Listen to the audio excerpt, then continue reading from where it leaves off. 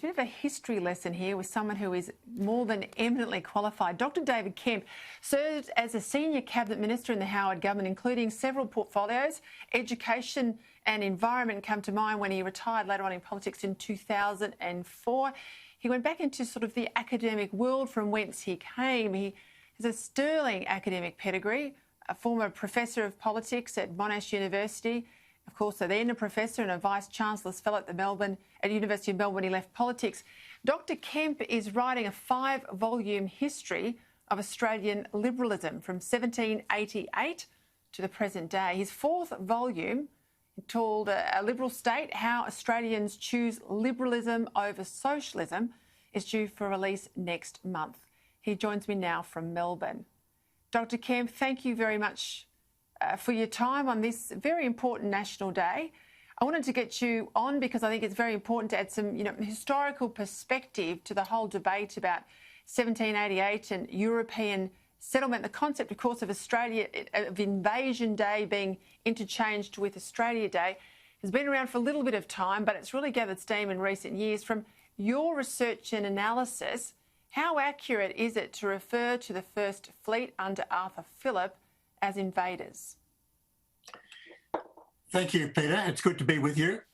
I think the important thing to know about the arrival of Arthur Phillip and the First Fleet is that they didn't come with harsh attitudes towards Aboriginal people. In fact, Arthur Phillip's instructions told him to engage with the Aboriginal people, to treat them with amity and kindness, friendship and kindness, if anybody interfered with them or if anybody attacked Aboriginal people, Phillip was under instructions to punish them.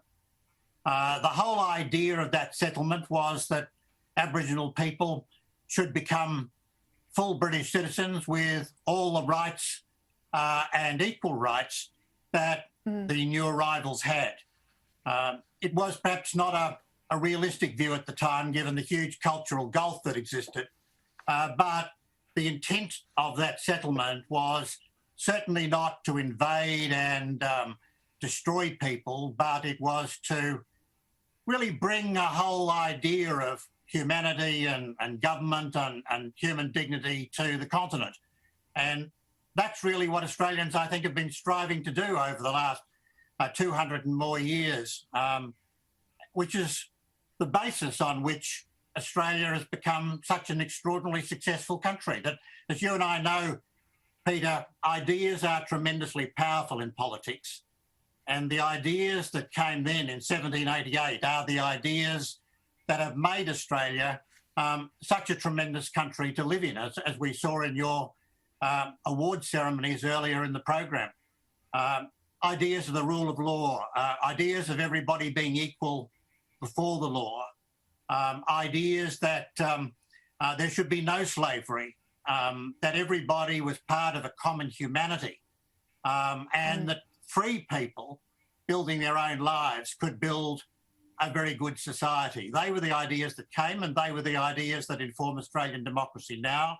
And I think we need to be aware of that when we think of the 26th of January, that there's a very, very strong and positive case to be made that arrival is the reason why Australia is the remarkable country it is today. Why do you think we have such difficulty now getting a balanced view of our history and these early days of modern Australia? It's not Australia. Australia goes back in various forms, obviously, for hundreds of thousands of years, but tens of thousands of years. But in its modern form, why have we got almost like a, not a cultural cringe, it's worse than that, about our history today? Well, there are probably two reasons for that. One is a substantive reason that the treatment of the Aboriginal people over 200 years, or at least up until about the last 50 years, was really one of great silence about their condition and what should be done to bring Aboriginal people into full citizenship of Australia. In the last 50 years, that has changed enormously, but there are still truths and facts that we need to talk about.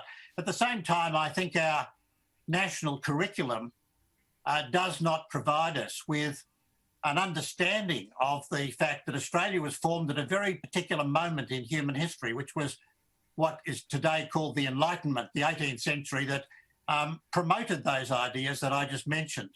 And very few nations have had that kind of foundation, and yet you could go right through the national curriculum and not find that Australia was a country built on wonderful liberal ideas, not party liberal, but philosophically liberal ideas. And so that's why I've written this history, really, to provide documentation for the kind of country that Australia was intended to be and has become.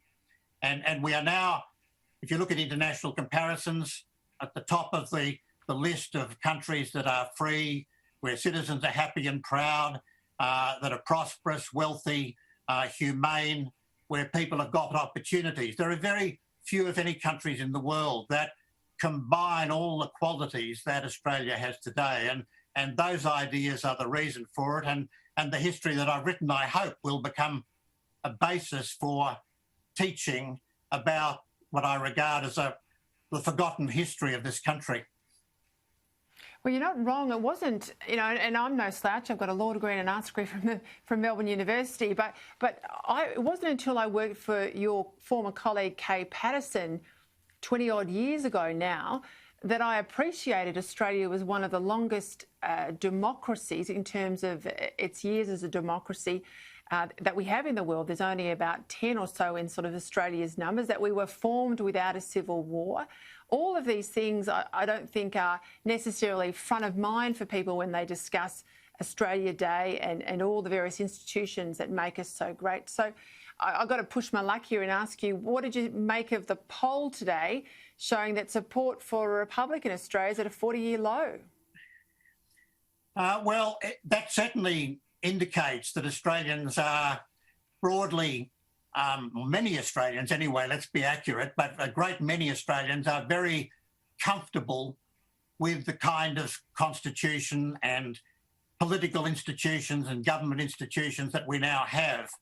I have a view that to simply call for a republic is really to say we need a new constitution, but then to need a new constitution is to introduce an immense amount of uncertainty into national life. So the idea of a republic has been around through a lot of Australian history. I mean, back in the 1840s, people in the colonial office were saying, oh, well, once the Australians become a nation of their own and get democracy, they'll probably become a republic. But of course, that hasn't happened.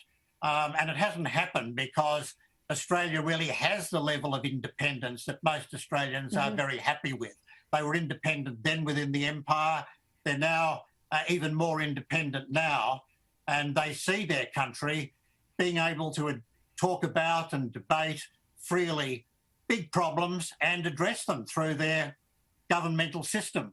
And so to talk about another governmental system without it being described and without knowing what it is, doesn't seem, I suspect, a terribly sensible conversation to have for many Australians. And I think the Australian voter is quite sophisticated. They can see a difference between the embodiment of the Crown and the embodiment of the royal family led by the Queen, who has a role here in Australia, but obviously a big role in the United Kingdom. And I think we've worked all of that out. We're pretty happy where we are. David Kemp, thank you for your time. We'll all get to that book, and I'll put all the details up on my Facebook page for those who want to buy the 4th volume in a history that's absolutely needed to be written. Thank you for your time. Thank you very much.